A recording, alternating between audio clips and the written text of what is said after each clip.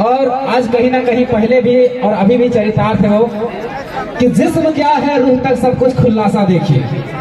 जिस्म क्या है रूह तक सब कुछ खुलासा देखिए। आप भीड़ में घुसकर तमाशा देखिए। आप भी इस भीड़ में घुसकर तमाशा देखिए। जो बदल सकती थी इस राज्य के मौसम का मिजाज, जो बदल सकती थी इस राज्य के मौसम का मिजाज, उस युवा पीढ़ी के चेहरे का हताशा देखिए, हताशा देखिए। आज झारखंड को अलग हुए 24 साल हो गया है, लेकिन आज हमारा युवा पीढ़ी जो है दर दर की ठोकरें खा रहा है, पलायन को मजबूर है, बंधुआ मजदूरी करने को मजबूर है। कारण क्या है? क्या झारखंड में रोजगार नहीं है? लेकिन यहाँ एक अच्छा नीति नहीं होने के कारण, अच्छा पॉलिसी नहीं होने के कारण, अच्छा कानून नहीं होने के कारण हमारी जो युवा पीढ़ी है वो कभी मुंबई तो कभी दिल्ली तो कभी गुजरात तो कभी कहाँ पे जा रहा है। क्या करने के लिए? असम भूटान तक चला गया। क्या करने के लिए? मजदूरी करने के लिए, टेम्पो चलाने के लिए। तो जब इन नीतियों के बारे में जब हम लोगों ने जानने का प्रयास किया कि आखिर झारखंड का इतना मिनरल्स देने वाला, इतना खनिज देने वाला राज्य आखिर इस तरह का शोषण और जुल्म क्यों सह रहा है, तो हम लोगों ने जब जड़ में जाने का कोशिश किया तो हमने एक ही चीज बात को पता चला कि झारखंड अलग हुए 24 साल हुआ, लेकिन झारखंड को आज तक एक आइडेंटिटी नहीं मिल पाया, एक पहचान नहीं मिल पाया।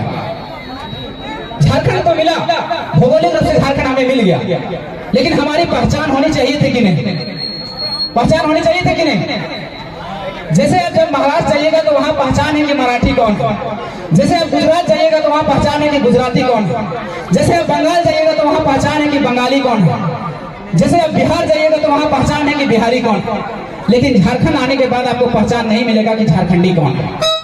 तो झारखंडी का पहचान होना चाहिए था कि नहीं? होना चाहिए था, लेकिन 24 सालों में पहचान नहीं मिल पाया। उसी पहचान की लड़ाई आज हम लोग 2 साल से लड़ रहे हैं। तो सबसे पहले समझने की जरूरत है कि वो पहचान हमें मिलेगा कैसे। हम लोग बात कर रहे हैं 1932। क्या 1932 से केवल पहचान मिल जाएगा? नहीं, उसके साथ साथ में हमें और भी कुछ चीजें हैं जिसको शामिल करना पड़ेगा। भाषा है हमारी संस्कृति है, उन चीजों को शामिल करना पड़ेगा, तब जाके झारखंड को एक अच्छा पहचान मिल पाएगा। तो सबसे पहले समझने की कोशिश करते हैं कि ये 1932 है क्या। हम लोग आज 2 साल से आंदोलन कर रहे हैं, लोगों को जानने का, जगाने का प्रयास भी कर रहे हैं, बताने का प्रयास भी कर रहे हैं, लेकिन बहुत सारे जो हमारे माता बहनें हैं, जो हमारे दादी सब, काकी सब है, वो लोग बूझ नहीं पा रहे हैं कि 1932 है क्या। तो आज हम प्रयास करेंगे कि सबसे ठेठ, सबसे मोटाठी और सरल भाषा में समझाने का प्रयास करेंगे कि 1932 है क्या। देखा तो आधार कार्ड बने ले ना, आधार कार्ड से पता चलो कि धनबाद जिला के ढांगी के तोने निवासी लगे है ना, कि आधार कार्ड से पहचान भेटे ना भेटे। वोटर कार्ड तो नहीं बने ले, वोटर कार्ड से तो नहीं पता चलो कि तोने मतदाता लगे, मतदान कर सको अदले ना, कि आधार कार्ड और वोटर कार्ड से कभी पहचान भेज सके आदमी के कहाँ के निवासी लगे, कभी ना हो सको। अगर आधार कार्ड और वोटर कार्ड से अगर पहचान बने लगले तो जो महाराष्ट्र के लोग आके झारखंड में रह रहे, जो गुजरात से आके लोग यहाँ झारखंड में रह रहे, जो बिहार से लोग आके यहाँ झारखंड में रह रहे, जो बंगाल से लोग यहाँ झारखंड में आके रह रहे, जो बांग्लादेश से जो लोग आके यहाँ झारखंड में रह रहे, ओकरो पास आधार कार्ड वोटर कार्ड की झारखंडी होते की तो नहीं आवाज ना रहे, वो झारखंडी होते की कभी ना हो सको। कहे कि हमारा लोग मेरा लोग भी हमारा आदमी भी जाके महाराष्ट्र सालों में 20 साल से रह रहा है, गुजरात में रह रहा है, बंगाल में रह रहा है, बिहार में रह रहा है, उनके पास भी आधार कार्ड वोटर कार्ड है, क्या उनको वहां का मान्यता मिलेगा? कभी नहीं मिलेगा, क्योंकि उसके लिए आपको जमीन का कागजात होना चाहिए, जमीन का रसीद होना चाहिए, जमीन का पट्टा होना चाहिए, लेकिन ये चीजें उनके पास नहीं होता है। इसलिए वहां गुजरात का निवासी वो नहीं हो सकता, इसलिए बिहार का निवासी नहीं हो सकता, महाराष्ट्र का निवासी नहीं हो सकता। तो हम झारखंडी दूसरे को कैसे दे देते हैं प्रमाण? आए यहाँ पर 20 सालों से 30 सालों से जो लोग आए हैं वो दावा कर रहे हैं कि हम 40 सालों से झारखंड में रह रहे हैं, हम भी झारखंडी है। झारखंडी होगा क्या? नहीं होगा। इसका ताजा उदाहरण समझिए, हमारे लोगों को 1980 के दशक 1921 के दशक में हमारे लोगों को यहाँ से उजाड़ के असम को बसाने के लिए, अंडमान निकोबार को बसाने के लिए 1 से 1.5 लाख लोगों को ले जाया गया और असम में बसाया गया। उन्होंने असम में बसा, अंडमान निकोबार को साफ किया, अंडमान निकोबार को बसा, लेकिन आज तक अंडमान निकोबार के जो वहाँ है, वहाँ की सरकारें हमारे झारखंडियों को वहाँ मान्यता नहीं दी है, असम की सरकार ने मान्यता नहीं दी है। तो हम यहाँ कैसे दे देंगे? मान्यता देंगे क्या? नहीं दे सकते। आज समझिए 1932 में काकी साहब तो समझिए, जेठी साहब तो समझिए 1932 से अगर से लाभ की है तो मान लीजिए नहीं है ना घोरना टमाटर बुझे बिलाती बुझे तो तूने टमाटर लगवा है, आलू लगवा है, बिलाती लगवा है, अगर पहले तूने घोरा है ना। किस लिए घोरा है कि अगर तूने 1932 करा, हम ये नहीं कहते कि केवल 1932 ही लागू किया जाए, हम कहते हैं कि मेरा पहला सर्वे सेटलमेंट 1908 है, 1908 को शामिल किया जाए, 1932 को केवल डेडलाइन माना जाए, इसलिए कि झारखंड के 85% इलाकों में 1932 का सर्वे हुआ है, तो 1932 को शामिल किया जाए। 1932 को शामिल करने के बाद 1954 को और 1964 को भी शामिल किया जाए, और 1964 के पहले जितना सर्वे सेटलमेंट है उसके आधार पर मान्यता दे कि झारखंडी कौन है। ये हम मांग कर रहे हैं, हम ये नहीं मांग कर रहे कि केवल 1932 ही होना चाहिए, नहीं, हम जो बात करेंगे वो संवैधानिक करेंगे, जो बात करेंगे हम ऑथेंटिक बात करेंगे, जो लागू हो सकता है, जो नियम बन सकता है, जो कानून बन सकता है, जो अन्य राज्यों में है वही हम बात करेंगे। उसके बाद जब 1932 हमारा लागू होगा, हमारे झारखंडियों को पहचान मिलेगा। उसके बाद हमारे जो बच्चे हैं, हम बच्चों के लिए अपना नौकरियां कैसे सुरक्षित करेंगे, उसके लिए हमारी भाषा है। जैसे झारखंड में 5 जनजाति और 4 क्षेत्रीय भाषा, संथाली है, मुंडारी है, कुड़ुक है, हो है, खड़िया है, और 4 क्षेत्रीय भाषा खोटा है, कुड़माली है, नागपुरी है, पंचबर्गनिया। इन भाषाओं के बैरिकेडिंग लगाया जाए, घोरा जाए। बैरिकेडिंग मतलब क्या, देखिए वो अतिथि के लिए एक बैरिकेडिंग बना हुआ है कि वो अतिथि रूम है, वहां पर बाहर के लोग नहीं आ सकते, क्यों, ये बैरिकेडिंग है। बस उसी तरह से राज्य में बैरिकेडिंग लगाया जाए भाषा का कि बाहर के लोग यहाँ पर घुस ना पाए, तभी हमारी नौकरियां सुरक्षित हो सकती है हमारे हाथों में। इसलिए हम बात करते हैं, हम केवल ये नहीं कहते कि केवल 1932, सबसे पहले झारखंड सरकार हमें 1932 और खतियान आधारित पर पहले हमें परिभाषित करे, आइडेंटिफाई करे कि झारखंडी कौन है, उसके बाद हमारे भाषा का बैरियर लगाया जाए। जब ये चीजें हो जाएगा उसके बाद नियोजन बनाया जाए। नियोजन में ये चीजें होना चाहिए कि अगर C और D की नौकरियां हैं उसमें 90% हमारे बच्चों का होना चाहिए, और ऑफिसर का पोस्ट है या प्राइवेट नौकरियां हैं उसमें हमारे बच्चों का 75% होना चाहिए, तभी हमारा हक अधिकार मिल पाएगा। आज झारखंड में क्या हो रहा है, ये चीजें नहीं होने के कारण क्या हो रहा है, आज आप पीजीटी का वैकेंसी देख लीजिए, लैब असिस्टेंट का वैकेंसी देख लीजिए, इंजीनियरिंग की वैकेंसी देख लीजिए, सभी में 75% से 80% बाहर के लोग घुस जा रहे हैं। तो हम कहाँ जाएंगे?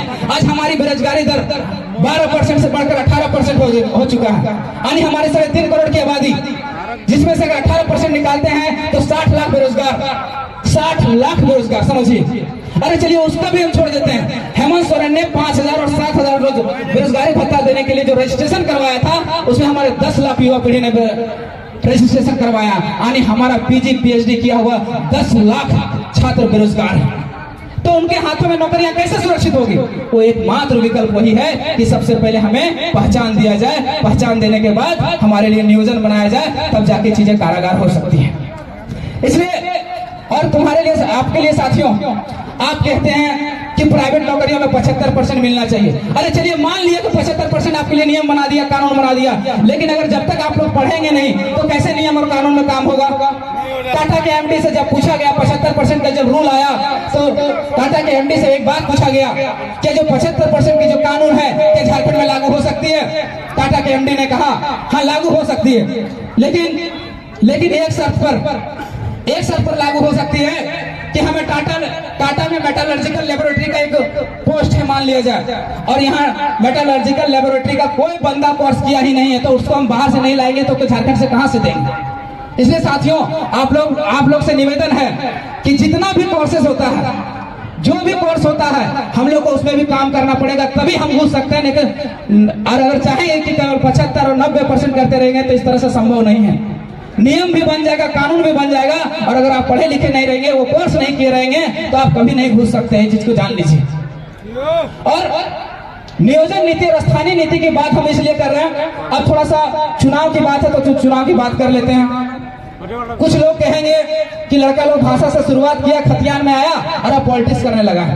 आज के युवा पीढ़ी कहता है आई हेट पॉलिटिक्स। काहे भैया, क्यों I hate politics? Why? Behind the reason, क्यों आई हेट पॉलिटिक्स? अरे आप पढ़े लिखे युवा अगर पॉलिटिक्स नहीं करेंगे, पॉलिटिक्स तय करता है कि आप क्या खाएंगे, क्या पहनेंगे, क्या किस गाड़ी पे चलेंगे, ये पॉलिटिक्स डिसाइड करता है। आज 7 लाख पर टैक्स लगाना है कि 10 लाख पर टैक्स लगाना है, पॉलिटिक्स डिसाइड करता है, और आप कहते हैं आई हेट पॉलिटिक्स।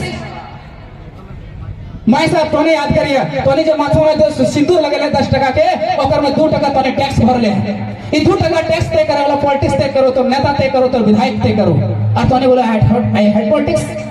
आई तो 100 रुपए के पेट्रोल भराया है, 100 टका में 20 टका जीएसटी ले ले, केंद्र सरकार 20% जीएसटी ले ले तो राज्य सरकार 40% पे टैक्स लगे ले। अगर 40% माफ कर दिया जाए तो थोड़ा 60% में पेट्रोल आई तो ये कौन तय किया? ये आपका सांसद तय किया, आपका विधायक तय किया, और आप बोलते हैं हेड पॉलिटिक्स। भैया ये लव पॉलिटिक्स। एक बहुत बड़े विशेषज्ञ ने कहा था कि राजनीति से अर्थव्यवस्था चलती है और अर्थव्यवस्था से दुनिया चलती है। तो भैया राजनीति कीजिए, आई हेड पॉलिटिक्स नहीं, आई लव पॉलिटिक्स कीजिए।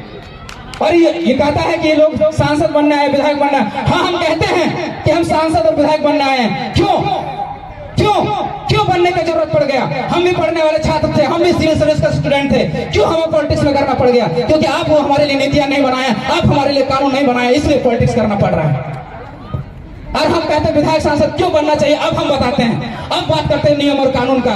आपको 1932 का तो बात कर दिया है। 1932 को लागू करने के लिए आपको 9वीं अनुसूची में जाना पड़ेगा।